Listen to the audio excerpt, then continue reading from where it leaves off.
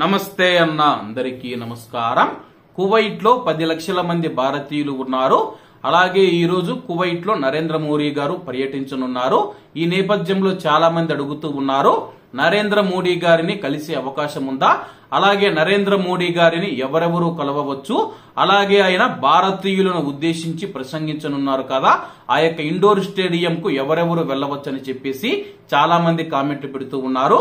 దానికి సంబంధించి భారత ప్రధానమంత్రి శ్రీ నరేంద్ర మోడీ గారు కువైట్ లో తన 2 రోజుల అధికారిక పర్యటన సందర్భంగా ఈ రోజు కువైట్ లోని భారతీయ సమాజాన్ని ఉద్దేశించి ప్రసంగించనున్నారు. కువైట్ లోని సబాసలం ప్రాంతంలోని Sheikh Saad Al Abdullah sports complex లో ప్రధాని Modi Hala Modi community event కు సన్నాహాలు జరుగుతూ ఉన్నాయి. ఈ ఈవెంట్ కు ప్రవేశం ఆహ్వానం ద్వారా మాత్రమే పరిమితం చేయబడింది. ఈ ఈవెంట్ కు ఎవరైనా వెళ్లాలంటే కానీ తప్పనిసరిగా అయితే పాసులైతే ఉండాల్సి ఉంటుంది. అలాగే వివరాల్లోకి వెళ్తే కువైట్ లోని రిజిస్టర్డ్ ఇండియన్ అసోసియేషన్ కు మాత్రమే ఈ యొక్క పాసులైతే ఇవ్వడం జరిగింది. కువైట్ లో ఏవైతే ఇండియాకు సంబంధించిన సంఘాలు ఏవైతే ఉన్నాయో ఆ యొక్క సంఘాల ప్రతినిధులకు మాత్రమే ఈ యొక్క పాసులు జారీ చేయబడ్డాయి.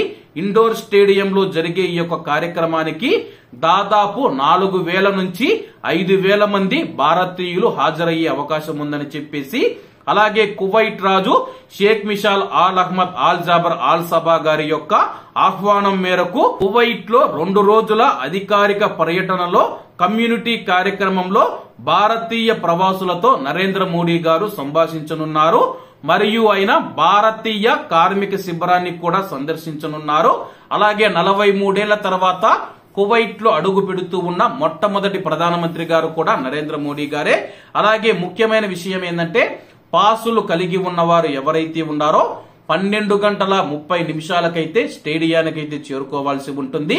12 గంటల 30 నిమిషాల నుంచి 2 గంటల 50 నిమిషాలకు మాత్రమే అనుమతిస్తారు.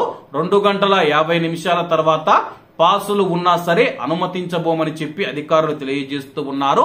అలాగే ముఖ్యమైన విషయం ఏంటంటే, ఈ యొక్క సభ ఎంతసేపు జరుగుతుందని చెప్పి క్లారిటీ లేదు కాబట్టి వచ్చే వారం ముందుగానే ఆహారం తిని రావాలని చెప్పేసి ఆ యొక్క పాసులు తీసుకున్న వారికి మెసేజ్లు కూడా రావడం జరిగింది.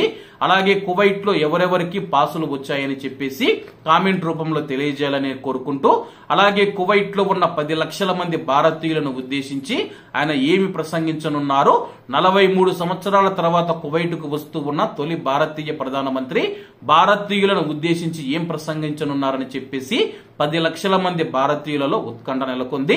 కాబట్టి అందరూ బాగుండాలి, అందులో మనం ఉండాలి. అందరికీ నమస్తే అన్న, జై హింద్.